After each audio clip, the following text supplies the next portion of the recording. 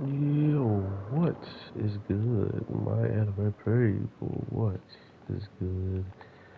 Lord Ainz is making his moves towards runes, and that's probably going to be a huge downfall for a lot of characters. Bro, I just fixed this shirt. You're gonna destroy it at the beginning of the video. God.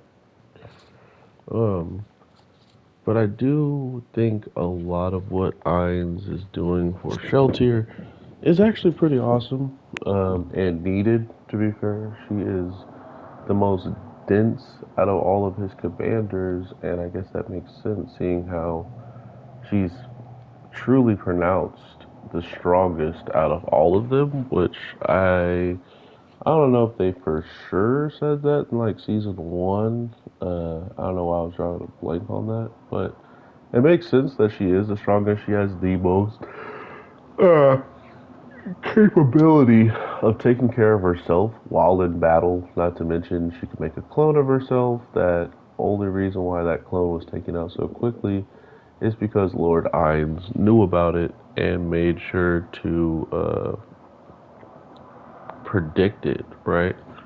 Um, that being said, honestly, the things we really get to see from Ainz in this week's episode is just his way of having patience and trying to learn about the runes from the dwarves and having Sheltier really take over command of the smaller situations. So even in a small situation, she's not going full out trying to just destroy people, which is a lot better than she has been.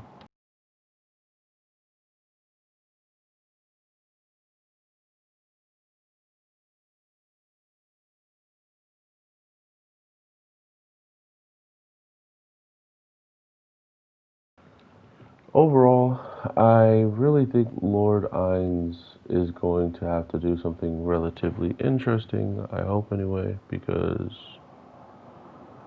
I really dread the fact that um, this show is only as long as it is.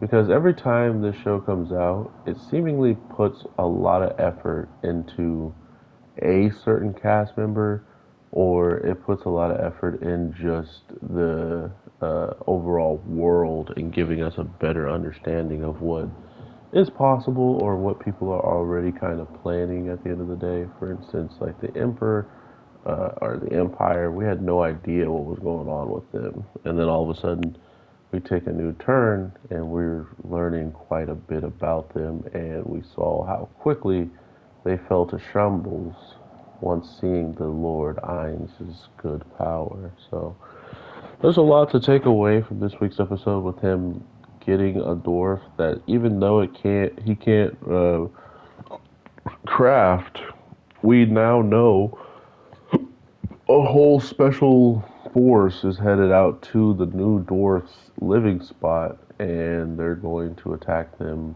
to pretty much get what they want, which is eating metal and stuff. Like these weird monsters that show up in the cave. I don't really see them doing any of this outside of just wanting to kill the dwarves and probably eat metal that they've crafted or that they shaped.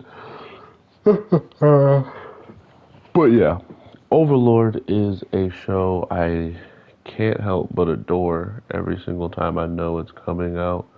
Even my body wakes me up kind of early just to make sure I see it.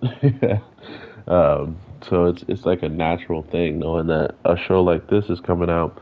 My body really wants me to react to it and see it, and I hope y'all are having an amazing time watching it. Like I said, I wish the show was a lot longer because it always puts forward more and more information about the cast and the world and stuff to the point where you kind of lose out on Isengone truly doing something crazy because it's not necessary. All of his teammates are ridiculously capable. We got the lizard men showing up and guiding as well, so they're going to get some props at the end of this mission. You know, like anytime someone is on screen with Ainz, you can expect them to get some type of level up, even if it is just in Ainz's eyes. That's a lot for them as a character. Like just to know that Lord Irons might come to you for something else after you successfully did something for the first time is a good sign that you're doing well in his eyes. And I love that type of stuff. So hope you all are having an awesome one. I will definitely talk to you in the next one. Like, subscribe. Hit me up with anything we didn't talk about in the video, and I would gladly talk to you about it in the comments down below. So take care, everybody, and peace. Gotta show you the special before we go.